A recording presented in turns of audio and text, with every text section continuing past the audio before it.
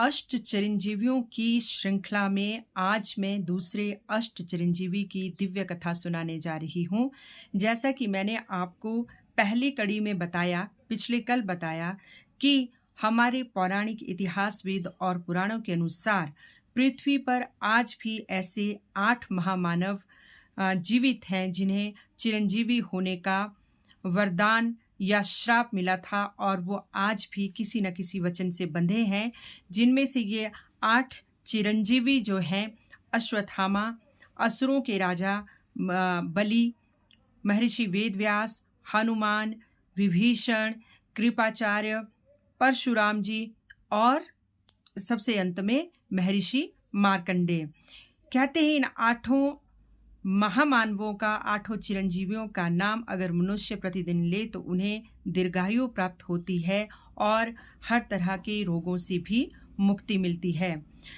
तो अष्ट चिरंजीवी की इस दूसरी कड़ी में आज मैं बात करने जा रही हूँ चिरंजीवी असुरों के राजा बलि के बारे में। दोस्तों, एक समय था जब पृथ्वी पर सुर और असुर दो ही प्रजातियां थी। सुर यानी कि देव, उनके साथ गंधर्व, यक्ष और किन्नर होते थे और असुर यानी कि दानव, उनके साथ राक्षस और दैत्य हुआ करते थे। दानव और राक्षस भी थोड़ी थोड़ी अलग प्रजातियां थी। देवताओं के गुरु बृहस्पति थे और दानवों के गुरु शुक्राचार्य जी थे। तो उनका धर्म और अधर्म जो देवताओं के गुरु बृहस्पति के अनुसार उन्हें बताया जाता था, उनका पठन पाठन कराया जाता था, उन्हें मार्ग दिखाया जाता था, वो देवताओं का धर्म होता था। और जो शुक्राचार्य जी असुरों को जो धर्म ज्ञान देते थे और जो विद्या देते थे, असुर उन्हीं के अनुसार चलते थे और उसी को सत्य मानते थे, उसी को धर्म मानते थे। तो आज राजा बलि के जो दूसरे चिरंजीवी हैं, ये असुरों के राजा थे, बहुत शक्तिशाली थे। इनमें बहुत सारी दिव्य शक्तियां थी और ये एक बहुत बड़े दानी भी हुआ करते थे। और हमारे सनातन पौराणिक इतिहास में राजा बलि का नाम दानवीरता में बड़े आदर के साथ लिया जाता है और ये अपने दान के लिए बहुत अधिक प्रसिद्ध थे, आज भी प्रसिद्ध हैं। इसके साथ लेकिन उनके अंदर एक अवगुण था कि उन्हें अपनी शक्ति का बहुत दंभ था। वो देवताओं को अपना शत्रु मानते थे और हर समय देवताओं को पराजित करने या उन्हें पछाड़ने की कोई ना कोई युक्ति करते रहते थे। दोस्तों, जो प्रतिष्ठा, सम्मान, शक्ति और साम्राज्य की जो लड़ाई है, ये आज की लड़ाई नहीं है, ये सदियों की लड़ाई है। ये लड़ाई हमारे पुराणों से चली आ रही है कि साम्राज्य, शक्ति, प्रतिष्ठा के लिए हमेशा लड़ाइयाँ हुआ करती थी और उसके लिए चाहे महाभारत हुए, चाहे राम रावण युद्ध हुआ, उसमें स्त्री भी एक चीज़ है, स्त्री के लिए भी युद्ध हुआ करते थे। देव भी कभी भी प्रतिष्ठा और सम्मान, शक्ति और साम्राज्य पाने से कभी पीछे नहीं रहे। इसके लिए देवताओं ने भी हमेशा छल बल की नीति अपनाई और हमेशा ये अपनी शक्ति का भी प्रयोग किया करते थे। तो राजा बलि, ये उस समय की बात है जब राजा बलि का इस पृथ्वी पर साम्राज्य था और वो एक विश्व विजेता बनना चाहते थे। धरती, स्वर्ग और पाताल तीनों पे अपना आधिपत्य जमाना चाहते थे। पौराणिक इतिहास के अनुसार पहले धरती पे बहुत ज़्यादा बर्फ हुआ करती थी और इसका बहुत सारा हिस्सा जो बर्फ से आच्छादित था, बहुत जलमग्न थी। और जो देवी और देवता थे वो हिमालय क्षेत्र में रहा करते थे। इंद्रदेव, जिनके पास कानन वन था, नंदन वन था, वो हिमालय क्षेत्र ही उनका एक इलाका हुआ करता था, राज्य हुआ करता था। यूं भी जब हम इंद्र नगरी की बात करते हैं तो आसपास हम उसमें बादल दिखाते हैं। तो हिमालय की ऊंचाइयां बादलों से ही तो घिरी हुई हैं और ये इससे ये भी दृष्टिगोचर होता है कि देवी और देवता हिमालय की ऊंचाइयों पर रहा करते थे, शिव और पार्वती कैलाश पे रहा करते थे और जो मानव थे वो उन दिनों गुफाओं में रहा करते थे और संपूर्ण पृथ्वी पर सुर और असुर यानी कि देवता और दानव विचरण किया करते थे और बड़े भयानक भयानक किस्म के पानी के अंदर, जल के अंदर भयानक भयानक के किस्म के जो जीव जंतु हैं उनका प्रादुर्भाव हुआ और भिन्न भिन्न किस्म के पशु पक्षी उस इतिहास में हुआ करते थे, पौराणिक इतिहास के समय हुआ करते थे। तो राजा बलि के अमरत्व की कथा से पहले ये बताना ज़रूरी है कि राजा बलि पूर्व जन्म में कौन थे, क्योंकि इनकी अमरत्व की कथा इनके पूर्व जन्म से जुड़ी है। कहते हैं कि राजा बलि पूर्व जन्म में एक जुआरी हुआ करते थे और वो नित जुआ खेलते थे और मदिरा में मदमस्त रहते थे और वेश्याओं के पास ही वो पड़े रहते थे। एक बार उन्होंने जुए में बहुत अधिक पैसे जीते और उससे वो एक हार खरीदकर अपनी किसी प्रिय वेश्या को उसे भेंट करने के लिए जा रहे थे, लेकिन रास्ते में उन्हें मृत्यु ने घेर लिया और उनके प्राण संकट में आ गए। वहाँ आसपास एक शिव मंदिर था, वो वहाँ जैसे तैसे पहुँचे और उनके पास जो हार जो उन्होंने वेश्या के लिए ले रखा था, वो उन्होंने शिवलिंग पर चढ़ा दिया और वहीं प्राण त्याग दिए। मृत्यु उपरांत जब वो यमलोक पहुंचे तो यमराज ने चित्रगुप्त से कहा कि इस प्राणी का लेखा जोखा बताएं कि इन्होंने क्या क्या किया है। तो चित्रगुप्त ने कहा कि महाराज, इन्होंने संपूर्ण जिंदगी में हमेशा पाप ही पाप किए हैं, लेकिन मरते समय, मृत्यु के समय शिवलिंग के ऊपर इनसे एक हार अर्पित किया गया और वहाँ पर इन्होंने अपने प्राण त्यागे हैं। सिर्फ यही एक इनके पुण्य का कार्य है।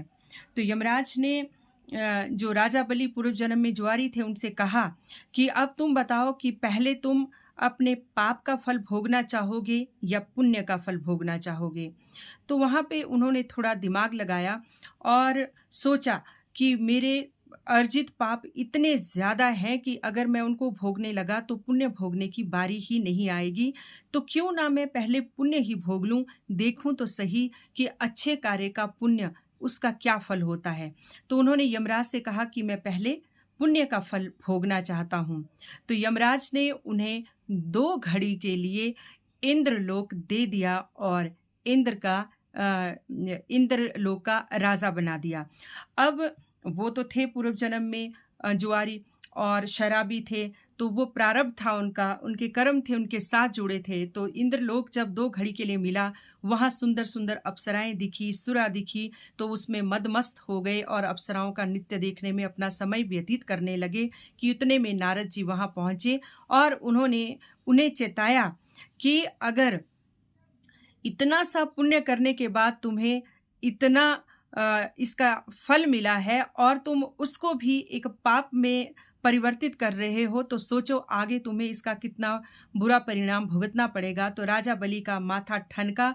उन्होंने तुरंत उस 2 घड़ी बीतने से पहले इंद्रलोक का जो राज्य उनको मिला था वो उन्होंने दान कर दिया। जो ऐरावत हाथी था इंद्रलोक में वो भी दान कर दिया, जो कानन नंदन वन था वो भी दान कर दिया और उस दान करने से उनके जो पुण्य हैं और अधिक अर्जित हो गए और उन्हीं पुण्यों की वजह से वो फिर जब पृथ्वी पे उन्होंने जन्म लिया तो वो राजा बलि हुए।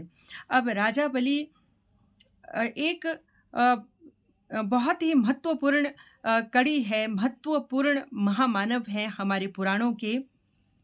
राजा बलि अब कौन थे, जब वो राजा हुए तब कौन थे वो?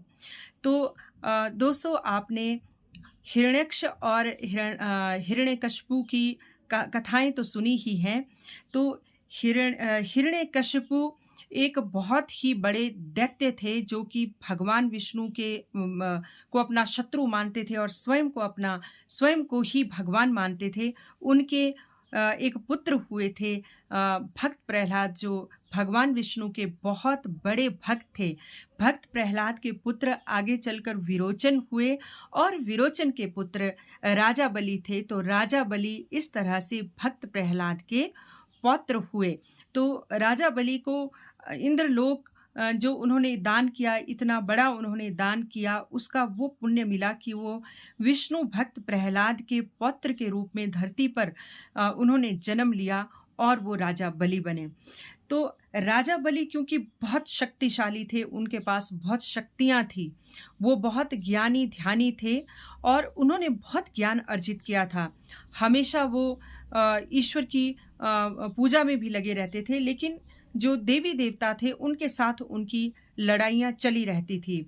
तो एक बार राजा बलि ने अपने बल का प्रयोग करके, क्योंकि उनके साथ प्रारब्ध जुड़ा था, इंद्रलोक का रस वो चख चुके थे, इंद्रलोक का साम्राज्य वो देख चुके थे, तो उनके अंदर ये लालसा थी कि एक बार जब वो राजा बलि असुर जब बनकर पैदा हुए तो दोबारा इंद्रलोक को अपने आधिपत्य में लेने के लिए उन्होंने शक्ति अर्जित की, इंद्रलोक पे चढ़ाई की और उन्होंने वहाँ पे अपना साम्राज्य स्थापित किया और इंद्रलोक और अन्य देवी देवताओं को वहाँ से बाहर कर दिया। और ये देखकर इंद्र आदि जो बाकी देवता थे वो बहुत दुखी हुए, इधर-उधर भटकते रहे। इधर राजा बलि ने इंद्रलोक को जीतने के बाद विश्व विजय के लिए यज्ञ करना शुरू किया और शत अश्वमेघ यज्ञ का उन्होंने संपादन किया, यानी कि 100 अश्वमेघ यज्ञ करने का उन्होंने प्रण लिया और वो शुरू किए और धीरे-धीरे करके उन्होंने 98 यानी कि 98 अश्वमेघ यज्ञ कर लिए। इस तरह से उनकी धीरे-धीरे उनका साम्राज्य फैलता रहा, वो शक्तिशाली बनते गए और अधिक शक्तिशाली बनते गए। और इससे जो देवी-देवता थे, इंद्र आदि जो बाकी देवता थे, वो परास्त होकर इधर-उधर भटकते रहे, दानवों से छुपते रहे। मैं आपको बता दूं कि राजा बलि जो उनका साम्राज्य था वो दक्षिण भारत में उनका साम्राज्य था। पृथ्वी लोक पर दक्षिणी भारत में उनका साम्राज्य था और महाबलीपुरम को उन्होंने अपनी राजधानी बनाया था।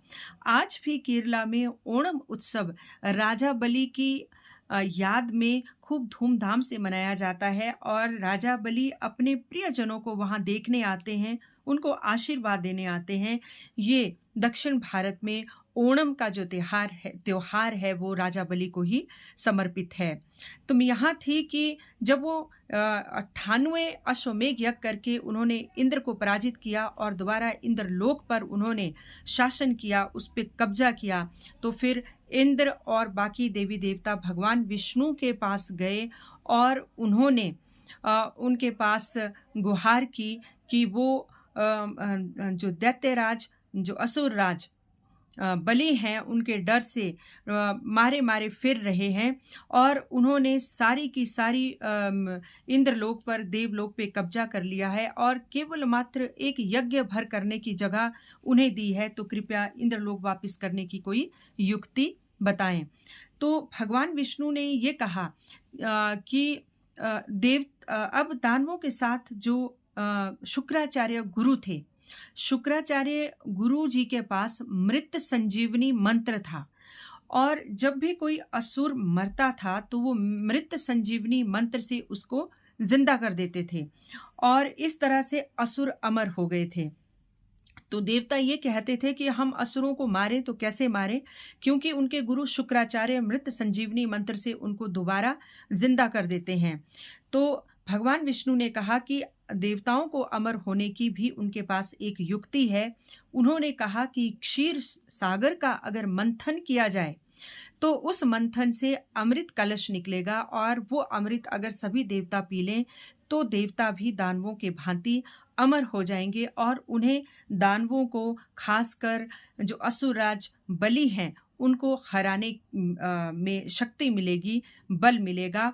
लेकिन इससे पहले अब समुद्र मंथन करना आसान नहीं था, देवताओं के अकेले बस का रोग नहीं था, तो भगवान विष्णु ने उन्हें कहा कि कूटनीति का सहारा लीजिए, असुरों के साथ संधि कीजिए, उन्हें प्रलोभन दीजिए अमृत का कि जब समुद्र मंथन करेंगे तो उसमें से अमृत निकलेगा, हम सब उसका पान करेंगे और अमर हो जाएंगे। असुर देवताओं की बातों में आ गए। अब उसको समुद्र को मंथन करने के लिए एक बहुत बड़ी मदानी की ज़रूरत थी, मदानी जिसको बोलते हैं, और उसके लिए मंदराचल पर्वत का प्रयोग किया गया, और जो रस्सी थी मथने के लिए, वासुकी नाग को रस्सी बनाया गया। अब मंदराचल पर्वत को दोनों देवता और दानव मिलकर भी ना उठा सके, तो भगवान विष्णु ने ही मंदराचल पर्वत को, जो है क्षीर सागर के बीच में रखा। वासुकी नाग की मदानी बनाई गई, की रस्सी बनाई गई, और समुद्र को मंथने का कार्य शुरू हुआ। लेकिन जब समुद्र को मंथने लगे तो मंदराचल पर्वत अपने भार से नीचे डूबने लगा, और मंदराचल पर्वत को आश्रय देने के लिए भगवान विष्णु ने कच्छप अवतार लिया, यानी कि कछुए का अवतार लिया, और वो क्षीर सागर में अंदर गए और मंदराचल पर्वत के नीचे उन्होंने मंदराचल पर्वत को अपने ऊपर स्थापित कर लिया, और इस तरह से समुद्र मंथन का कार्य शुरू हुआ। अब देवता और दानवों में फिर ये लड़ाई चली कि वासुकी नाग का जब मंथन करने लगे तो उनके मुख से भयंकर विष निकलने लगा। अब वो इतना विषाक्त हलाहल था कि उससे पूरे के पूरा ब्रह्मांड, पूरी की पूरी सृष्टि जल जाती। तो सब ने इस सबसे पहले विष निकला, अब इस विष का क्या करें? तो सब के सब लोग महादेव के पास गए, भोलेनाथ के पास गए, उनसे विनती की कि हे भोलेनाथ, इस विष से हमें मुक्ति दें। तो भोलेनाथ ने उस विष का पान किया था, उसे अपने गले में धारण किया था, जिससे कि वो नीलकंठ कहलाए, और उसके बाद सुचारू रूप से फिर जो है वो क्षीर सागर के मंथन का कार्य शुरू हो गया। मंथन के दौरान क्षीर सागर से बहुत अनमोल चीज़ें निकली, यहाँ तक कि माँ लक्ष्मी उसी में से प्रकट हुई, अप्सरा रंभा उसी में से प्रकट हुई, ऐरावत हाथी, कामधेनु और उच्चश्रवा घोड़ा, पांचजन्य शंख और कौस्तुभ मणि, इसके साथ और भी बहुत सारी चीज़ें समुद्र मंथन से निकली। और अंत में धन्वंतरी जी अमृत का कलश लेकर जो है वो सबके आगे पहुंच गए। तो जैसे ही धन्वंतरी जी अमृत का कलश लेके आगे आए, दानवों ने वो कलश उनसे छीन लिया, और उन्होंने वो अमृत देवताओं को देने से इनकार कर दिया और खुद ही पीने की चेष्टा करने लगे। तो देवता फिर घबरा गए कि इतना कार्य किया, इतनी चेष्टा की, उसका भी क्या लाभ हुआ? तो उन्होंने फिर भगवान विष्णु से प्रार्थना की कि इस अमृत का पान हम कर पाएँ, कुछ ऐसी आप जो है लीला करें। तो अब भगवान विष्णु ने मोहिनी रूप धारण किया, वो बहुत खूबसूरत स्त्री बन के वहाँ पे आई, और जैसे ही उनको देखा देवी और देवता सभी मंत्र मुग्ध हो गए उनकी मोहिनी रूप को देखकर। वो सब आपस में अमृत कलश के लिए लड़ रहे थे, उन्होंने लड़ना छोड़ दिया, और मोहिनी ने उनको पूछा कि तुम लोग आपस में क्यों लड़ रहे हो? उन्होंने बड़ी मधुर वाणी में उनसे पूछा। तो असुर कहने लगे और देवता कहने लगे कि ये अमृत कलश निकला है, हमने इसे बारी-बारी से पीना था, लेकिन दानव इसे नहीं दे रहे हैं। तो मोहिनी ने कहा कि क्या मैं तुम्हें पिला दूँ इस अमृत को? तुम लोग एक-एक लाइन में बैठ जाओ, और मैं इसे पिला दूँगी। उनकी सूरत इतनी मोहिनी थी कि दानव उस सूरत को ही देखते रह गए, और उन्होंने अमृत कलश मोहिनी को पकड़ा दिया और कहा कि ठीक है कि तुम ही पिलाओ। तो एक लाइन में देवता बैठ गए, एक लाइन में दानव बैठ गए। अब दानव इतने मोहित हो चुके थे मोहिनी रूप से कि उन्हें ये दृष्टिगोचर नहीं हो रहा था कि मोहिनी क्या कर रही है, और मोहिनी धीरे-धीरे देवताओं को फटाफट अमृत पिलाने जा रही थी कि अचानक राहु और केतु ने देख लिया कि भाई गड़बड़ चली है, और राहु और केतु उछलकर देवताओं की लाइन में पहुंच गए, और जैसे ही मोहिनी ने उनको अमृत दिया, उतने में ही सूर्य और चंद्रदेव ने इशारा कर दिया कि ये तो दानव हैं, दानव हैं। और जैसे ही भगवान विष्णु ने उन्हें देखा, उन्होंने सुदर्शन चक्र चलाया और उनका सिर धड़ से अलग कर दिया। उनका सिर अमर हो गया क्योंकि उसमें अमृत चला गया था।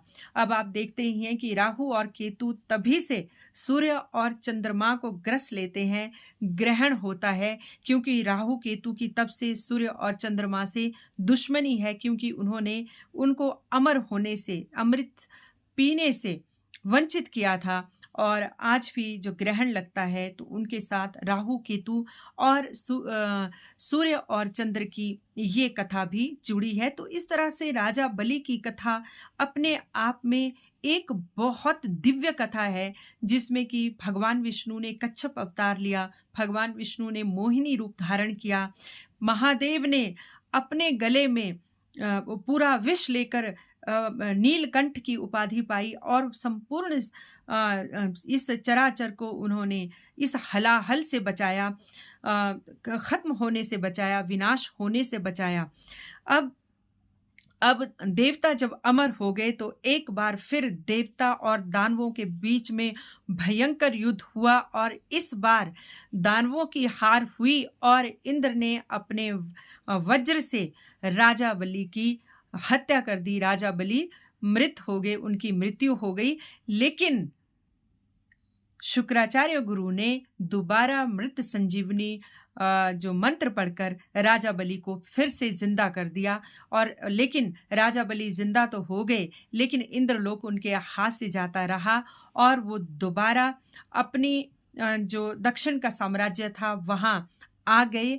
और उन्होंने अब जो उनका 100वां यज्ञ बचा था उसको करने की उन्होंने जो है संकल्प लिया और कहा कि मैं ये 100वां यज्ञ करने के बाद एक बार फिर इंद्रलोक के ऊपर हमला करूंगा और इंद्र को अपने वश में करूंगा। इस पूरी धरती, इस पूरे स्वर्ग और उस पूरे पाताल में अगर राज्य होगा तो केवल एक राजा बलि का राज्य होगा। तो इतने शक्तिशाली और इतना ज़्यादा जो उनके अंदर साम्राज्य को बढ़ाने की और पूरे संपूर्ण ब्रह्मांड में जो राज करने की उनके अंदर ललक थी, वो थे राजा बलि।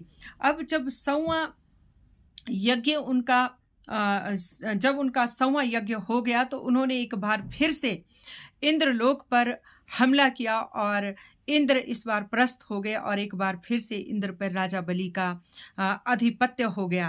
अब राजा बलि जब 100 यज्ञ उनके पूरे हो गए थे और यज्ञ की संपन्नता की ओर जा रहे थे, तो उस समय फिर इंद्रादि देवता भगवान विष्णु के पास गए और फिर उनके पास वो रुदन करने लगे कि एक बार फिर हम जो है वो अपने इंद्रप्रस्थ से महरूम हो गए, हम फिर से बाहर निकल गए। राजा बलि का क्या करें, हम इसको मार भी नहीं सकते, इतने शक्तिशाली हैं ये कि हम इन्हें हरा भी नहीं पा रहे हैं, हम अपना इंद्रलोक कैसे वापस करें।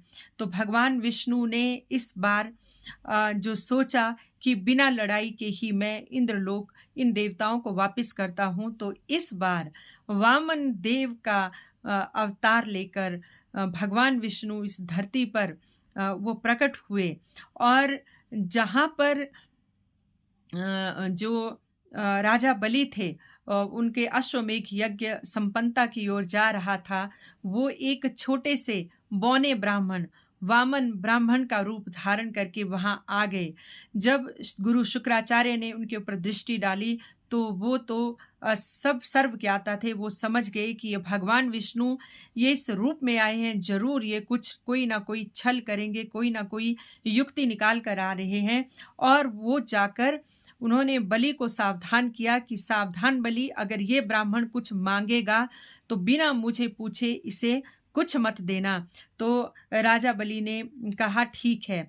अब ब्राह्मण देवता वामन जी जब राजा बलि के पास पहुंचे तो उन्होंने राजा बलि को कहा, राजा बलि ने उनसे कहा ब्राह्मण देव क्या चाहिए।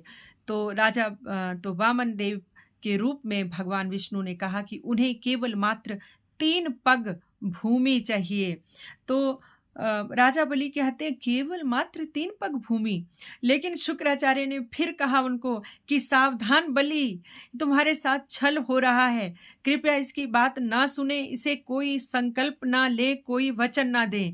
लेकिन राजा बलि दानवीर थे, एक बार किसी ने उनसे कोई चीज मांग ली, उसको देने से वो कभी पीछे नहीं हटते थे, अपने गुरु की बात भी नहीं सुनी और वो संकल्प लेने लगे। और जैसे ही संकल्प लेने लगे, सुराही का जो छेद था उसमें जाकर शुक्राचार्य जी बैठ गए ताकि पानी की धार बाहर ना निकले और संकल्प ना हो। तो वामन ब्राह्मण के रूप में भगवान विष्णु ये समझ गए कि शुक्राचार्य जी अंदर बैठ गए हैं, पानी नहीं निकल रहा, तो उन्होंने राजा बलि को कहा कि एक कुशा से जो है इसको साफ कीजिए, इसमें शायद कुछ फंस गया है।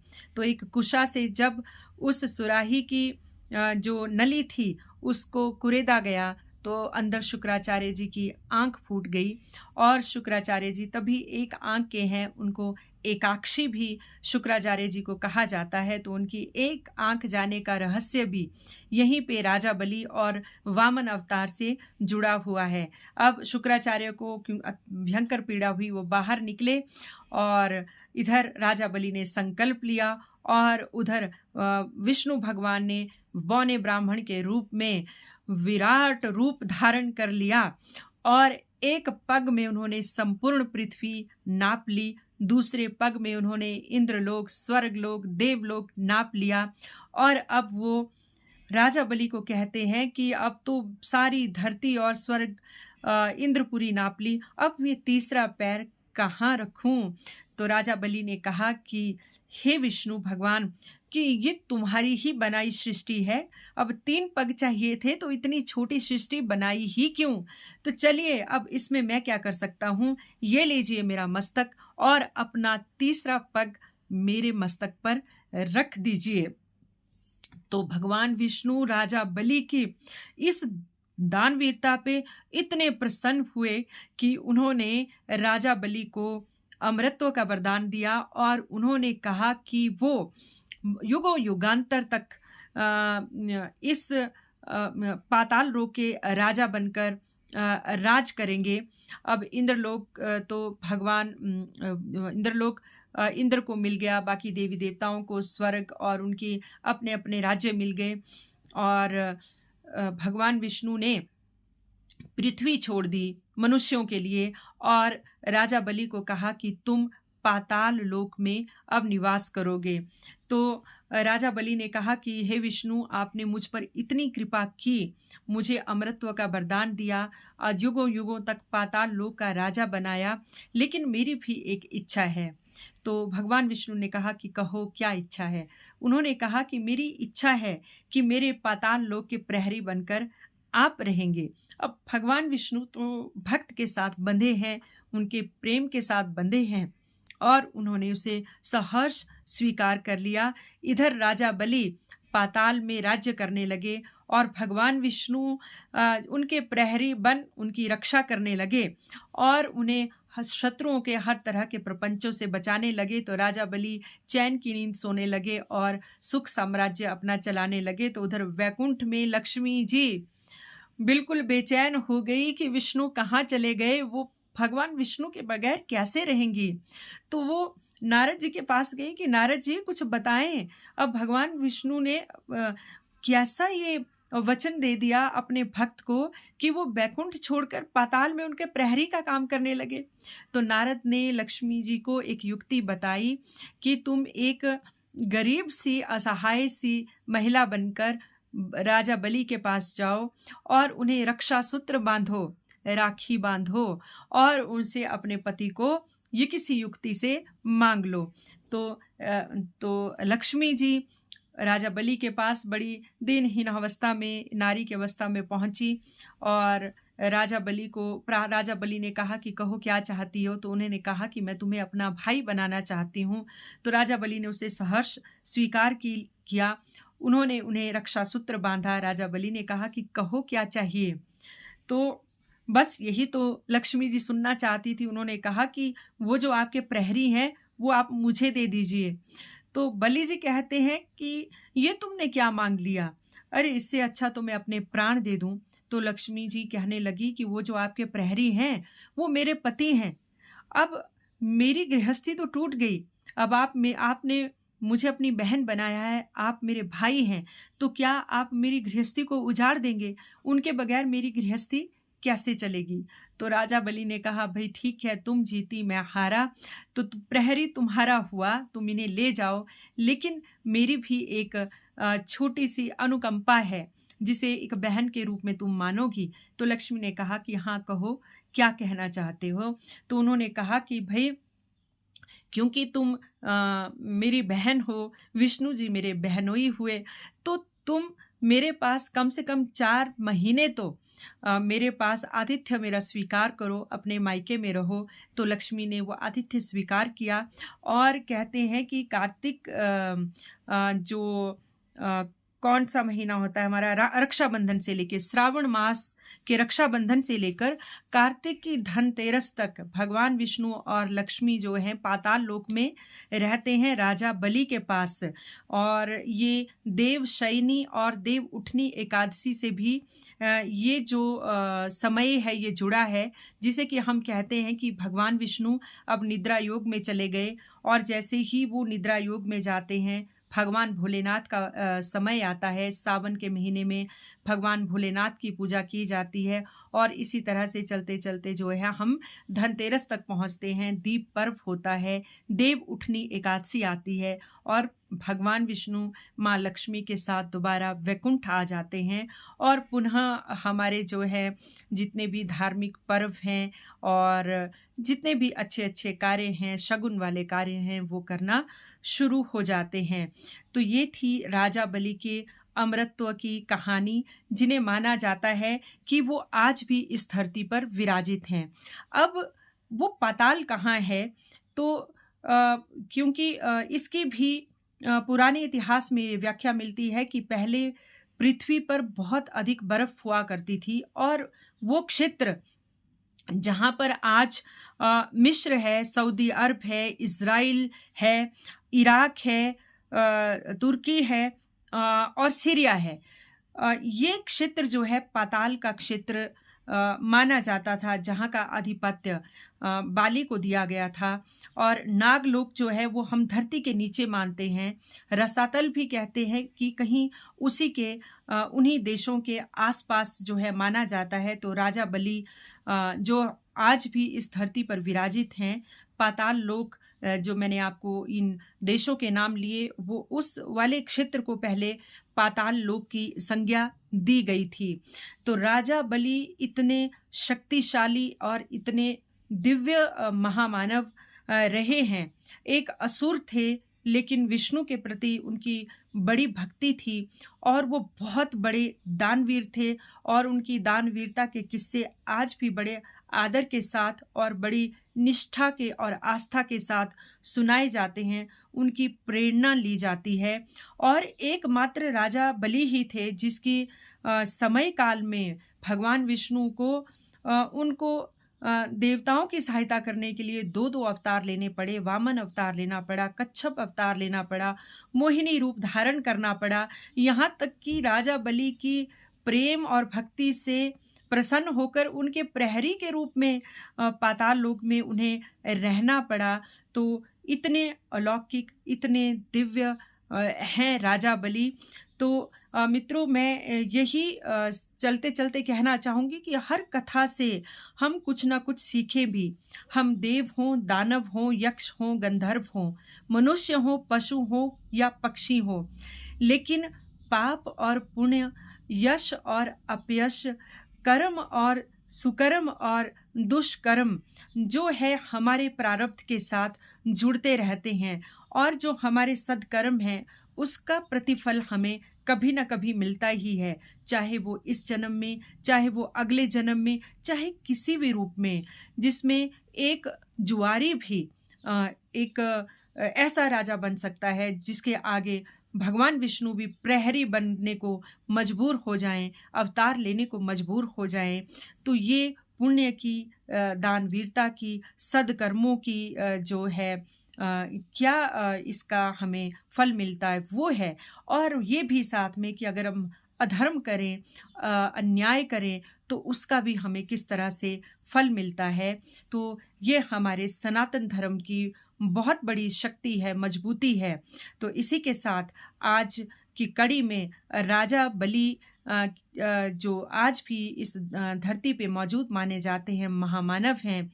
दूसरी कड़ी में आपको चलते-चलते सनातन धर्म की जय, जय हिंद, जय श्री राम। और कल फिर मिलूँगी चिरंजीवियों की तीसरी कड़ी में। कल के जो चिरंजीवी होंगे गेस कीजिएगा कि मैं किसकी कहानी, किसकी दिव्य कथा सुनाने जा रही हूँ। जय श्री राम।